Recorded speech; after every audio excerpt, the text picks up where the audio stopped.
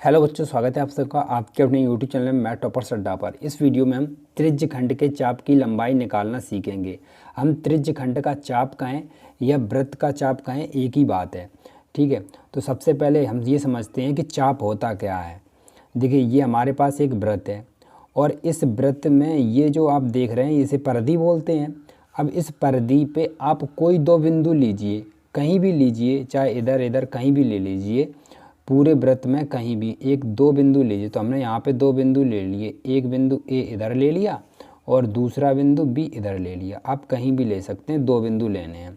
तो हमने दो बिंदु ले लिए यहाँ से यहाँ तक। तो यहाँ पे जो ए से बी तक ये जो गया, इसे हम बोलते हैं चाप। ठीक है, ए और बी ये है चाप। वृत्त की परिधि का जो ये टुकड़ा है, वृत्त की परिधि का छोटा सा टुकड़ा होता है, उस टुकड़े को हम चाप बोलते हैं। क्वेश्चन कैसे पूछा जाएगा एग्जाम में? तो क्वेश्चन ऐसे पूछा जाता है कि देखिए क्वेश्चन क्या है। त्रिज्या 21 सेंटीमीटर वाले वृत्त का एक चाप केंद्र पर 60 डिग्री का कोण अंतरित करता है, तो चाप की लंबाई ज्ञात करो। इस प्रकार आपसे क्वेश्चन पूछा जाएगा। तो 21 सेंटीमीटर त्रिज्या है, ठीक है। तो आर हमारी 21 सेंटीमीटर है। कोण पर केंद्र कितना, वो कोण कितना बन रहा है 60। जो चाप है, ये चाप है केंद्र पर 60 अंश का कोण अंतरित करता है। इसका मतलब ये है, ये वृत्त का केंद्र है, वो मान लिया हमने, और यहाँ से अंतरित करता है ऐसे, इस प्रकार। इसे बोलते हैं अंतरित करना। ये कोण, ये है कोण, ये कितना है 60 डिग्री। और त्रिज्या कितनी दे रखी है, और त्रिज्या आपकी 21 सेंटीमीटर। तो ये हो गई 21 सेंटीमीटर। ठीक है, ये भी 21 है त्रिज्या, तो ये दोनों बराबर हैं। ओ ए ओ बी त्रिज्याएँ होती हैं वृत्त की। अब हमें क्या क्या दे रखा था, हमने लिखा कि आर हमें दे रखा था 21 सेंटीमीटर, ये दिया है, और थीटा हमें दिया है 60 डिग्री। अब हमें लगाना है आपका चाप की लंबाई का सूत्र। चाप की लंबाई का सूत्र क्या होता है? तो देखिए, चाप की लंबाई का सूत्र होता है आपका थीटा बटे 360 गुणा 2 पाई आर, ये होता है। ठीक है, ये अगर आपको चाप निकालना है, चाप की लंबाई निकालना है, तो इस फॉर्मूले का यूज करेंगे, थीटा बटे 360 गुणा 2 पाई आर।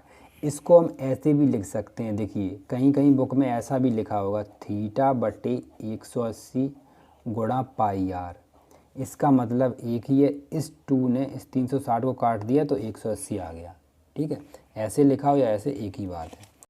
तो देखिए, हम इसका यूज़ करेंगे, चाहे आप इसका यूज़ करिए, एक ही बात है। तो थीटा क्या है, थीटा हमारा 60 डिग्री है, तो हमने यहाँ पे रखा 60, ये बटे में 360 गुणा 2, पाई कितना है, पाई का मान 22/7, आर कितना है, आर हमें 21 दे रखा है। तो 0 से 0 काट दिया, छकनक 36 यानी 6, 7 तिया 21, 3 ये 2 बचा, तो 2 तिया 6, इस 3 से ये 3 कैंसिल, क्या बचा, केवल 22 बचा। तो ये आ गया आपका 22 सेंटीमीटर। तो यही आपका आंसर है। इस प्रकार हम निकालते हैं एक त्रिज्य खंड के चाप की लंबाई। आपके बोर्ड एग्ज़ाम में ये क्वेश्चन आपका 2 नंबर का पूछा जाता है। तो बस केवल आपको फॉर्मूला याद रखना है और कुछ भी नहीं करना है। इसी प्रकार अगर आप इस चैप्टर के, जैसे कि वृत्त खंड का क्षेत्रफल कैसे निकालते हैं, त्रिज्य खंड का क्षेत्रफल कैसे निकालते हैं, और इस चैप्टर के सारे फॉर्मूले अगर आपको देखने हैं, तो इसका मैंने वीडियो बना रखा है, लिंक आपको डिस्क्रिप्शन में मिल जाएगा। इसके सारे फॉर्मूले आप देख सकते हैं। तो ऐसे ही इंपॉर्टेंट वीडियो के लिए चैनल को सब्सक्राइब करें, वीडियो को लाइक और शेयर करें। मिलते हैं नेक्स्ट वीडियो में, तब तक के लिए जय हिंद।